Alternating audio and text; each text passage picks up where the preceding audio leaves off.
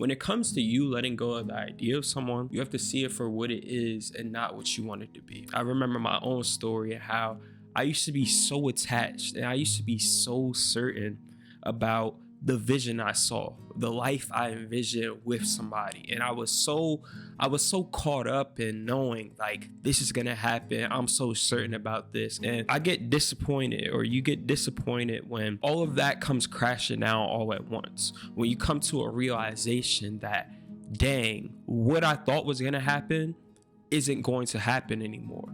But in your mind, you're still thinking you can create that vision that you saw, or you're still thinking you could turn that person into who you thought they could be. You saw the potential in someone. You thought you saw the potential life you could have. And I know for myself, it came to a point where I had to see it for what it was and not what I wanted it to be. Because for the longest time, I was only focused on what I wanted it to be. I was only focused on forcing it to be what I wanted it to be. I was so focused on trying to convince another person to see my value and basically see how the vision I saw, or the idea I had in my mind, was good for them as well. Almost like I'm trying to get you to see the vision I see for us, and I want you to invest in that.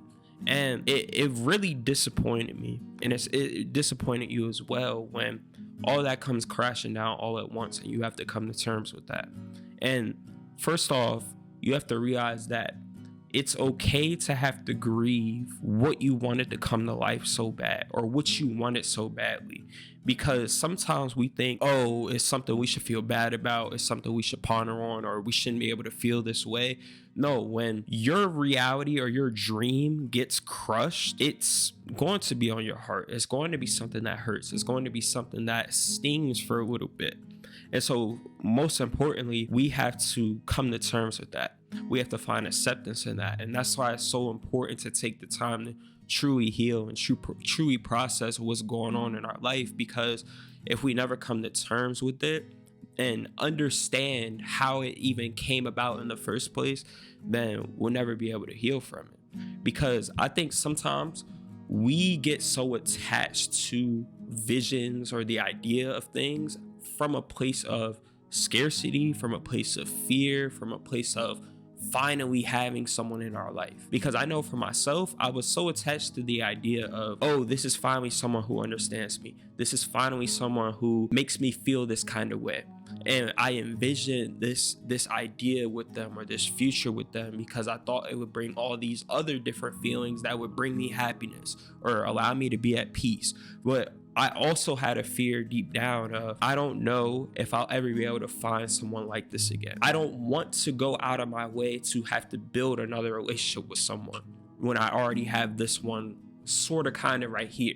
I saw it as something that was easy and already in my life, to where I could just build it up, rather than having to go out and search for it or find it again and having to build a whole nother relationship.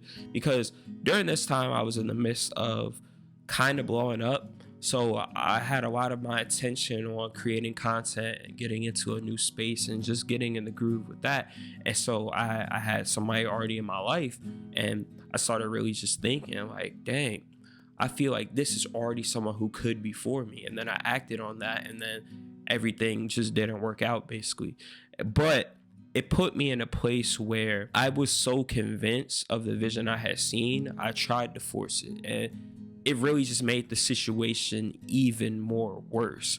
But when it came to me finally coming to terms with that, finally being able to let go, I had to stop listening to my mind, because my mind was so convinced, because I had fed it the idea for so long, that I could fix them, that I could get them to see the vision, that I could get them to see what I saw and invest into it basically. But when I stopped entertaining the idea of hope, when I stopped looking for opportunities or waiting around for how I could possibly get that idea I had in my mind to come back basically, or give it hope basically, like, oh, I just need to wait these certain amount of months that I could talk to them again and everything will be cool. Or I just need to wait it out, let them come to terms with it, when I stopped entertaining all those thoughts of hope, and I finally just said, this is what it is.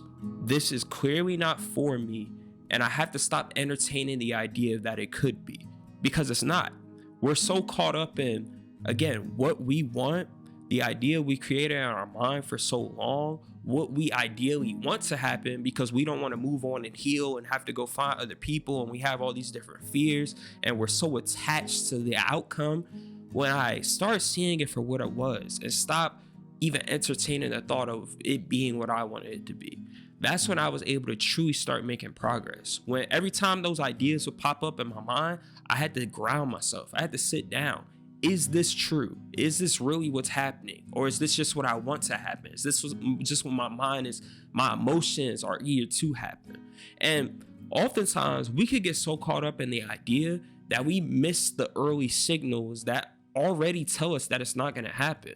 Because some of us were so happy that, oh, finally someone's taking a chance on me. We're so happy that something's going good for us. We're so happy that we have somebody to talk to. We're so happy that we have somebody that brings us peace and brings us all this happiness, or they do certain good things in my life. And we ignore the bad things. We ignore the traits that don't align with the type of person that we want in our life. We ignore who they really are, and we get so caught up in their potential and, again, the idea of what could be. Some of us are or some of you guys are just in relationships just to be in relationships. You haven't even questioned if they match your standards or fit into your standards, whether they hold similar values as you, whether they are morally a good person. You haven't even entertained all of that because you're just so happy you have somebody in your life who can maybe provide you the benefits of a relationship. Sometimes we just get caught up in the benefits of having people in our life to the point that it makes us settle for people and in situations that we have no business being in.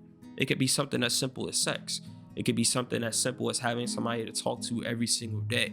Those perks or those benefits can make us, oh, I'm so invested in being able to have somebody to be intimate with, or somebody I could do this with, somebody I could go out with, somebody I could talk to this about, that we're not even paying attention to the reality of who they are, or the other portion of who they are that doesn't align with the type of people we should even want in our life. And you have to really question why you even got so attached to that idea. Again, it's okay to have an idea, because one, having a vision and an idea for your future and what you want it to look like is good. It's something that helps us align ourselves with how we show up as in our relationships and in our life, but it also allows us to have a plan essentially and be following that plan. Like, even with, it could be something with your career, or it could be another area of your life with a hobby, but of having a vision for what you want your future to look like isn't a bad thing. I think it's when we get attached to that vision that it can really damage us as a person and be hard for us to let go of it when we have to come to terms with the fact that it's not coming to life.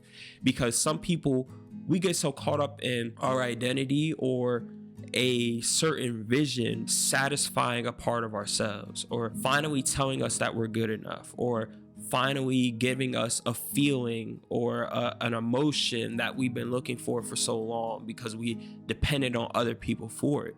You know, we depended on that vision that we saw with that person to finally start loving ourselves, or finally feel like we were good enough as a person, or finally feel like things were going good for us in life. Some of us, we could get so caught up in the vision we had for the college that we wanted to get into, or for the sport that we thought we were going to go pro in, that when that dream gets crushed, we have no idea what more to do with our life, because we invested all of ourselves into that vision, or into that idea, or into that person. Because when we become so certain in something coming to life, when we become so certain that a future is going to happen and that's what our life is going to look like, we invest who we are into that idea, to the point that if everything doesn't go according to plan, we have nothing more to life. We don't see our value. We don't know who we are as a person. We don't know what purpose we hold. And I think that's why it's so important to have a life outside of relationships. When I reached my rock bottom point, when I got to a place where I was in depression because people left my life, where I literally didn't love myself, where I had my happiness in the hands of others, it was because I had nothing else going on in life. I had no other goals. The goals I did have, I lost track of them when I got into that relationship, because all my energy started shifting towards that relationship or towards that person. And that's where all my energy was going. And so I didn't see anything outside of just maintaining this relationship, getting it to go to a good place, not losing it. And so once everything fell apart, I didn't know what else to look for in life. And that's why it's so important to have two separate lives, a life in your relationship and a life for yourself, because when things don't go according to plan that are out of your control, aka other people's decisions, who other people are, the decisions that they decide to make towards us, and whether they want to be in our life or not, that's not in our control. But what is in our control is our own purpose, is our own plan, is our own vision for ourselves and the future that we're working towards, us improving who we are as a person. That's something I can always have control of, and something I can always invest my energy into and will always be in my control. And so when I find happiness in just myself, when I find happiness in just doing me and the life I have outside of a relationship, and then the relationships just adding on to my happiness, then I'll never be able to lose track of my own life or lose myself at the cost of other people. But to get back to how do we let go of that vision or that idea of a person, you have to stop giving it thought. You again have to ground yourself in the reality of what the situation is. I know for the longest, my mind tried to make excuses for people. My mind was so caught up in the good I saw in that person, and them me being so certain about who they were, and oh, they wouldn't do this to me. Oh, they must have not meant it this way because I know who they are as a person. No, there's no way they would do that to me. They have all this different potential. This is who they once were. This is who I knew them as when I met them. This is who they said they were. Again, we sometimes get so attached to words as well, and we believe them instead of actually paying attention to actions. And how it affects us is that we blind ourselves to the idea of someone rather than seeing them for who they really are. Because if they were really who we thought they were, then things would have worked out.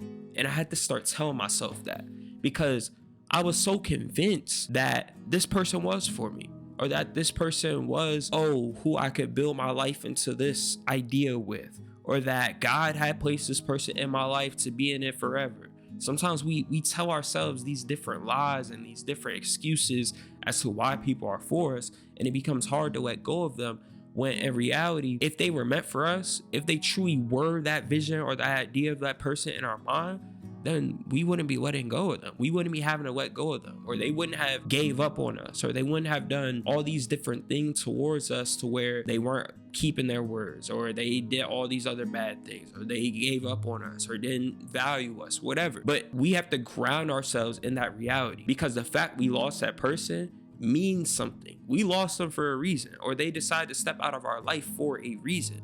And it could be they didn't value us. They didn't see us as worth it. And it's grounding yourself in the reality of, hey, this person didn't care to communicate this. This person didn't care to do this. Person didn't care to do that, rather than getting caught up in the idea, again, of what you want it to be. Now, how do we specifically do this? If you feel like your mind's racing, sometimes I like to sit down and literally just journal. Because again, my mind and my emotions sometimes trying to create a hope as to why I should hold on to a person, as to why I should reach out to a person, as to how I could fix a situation. I have to sometimes ground myself and sit down and say, no, this is the reality of the situation. This person doesn't value me. This person does not like me. This person is not what's best for me. But if we aren't willing to ground ourselves in that, and we continuously give thought to the idea in our mind, or what we want it to be, or what could have been, or the potential we saw in people, then it'll be hard for us to ever truly let go, because you keep feeding and giving energy into the idea of what could be. But you also have to lose that scarcity mindset, because some of you are holding on to people from a place of fear and thinking you'll never be able to find them again, or that you're not good enough for anybody else, or that if you can't get love from this person, that means you'll never be able to get love from anybody else. You have to get rid of that scarce mindset. There's people out here who will value you for being you. There's people out here who you are capable of building relationships with, even if there's a chance that it might end in pain. Some of us are so scared of facing pain to the point that we try so hard to force ourselves to not face pain that we end up making our own pain. Like, we're trying to force people into our life to the point that forcing itself is painful, and more painful than if we just allowed ourselves to let them go and go through the pain of letting go rather than the pain of trying to force and hold on. But, I appreciate you guys tuning into the video. Hope you learned a thing or two. Be sure to join up on the Discord. That'll be linked down in the description. And yeah, go check out hoodies on willkeepitreal.com. Catch you guys in the next video. Peace.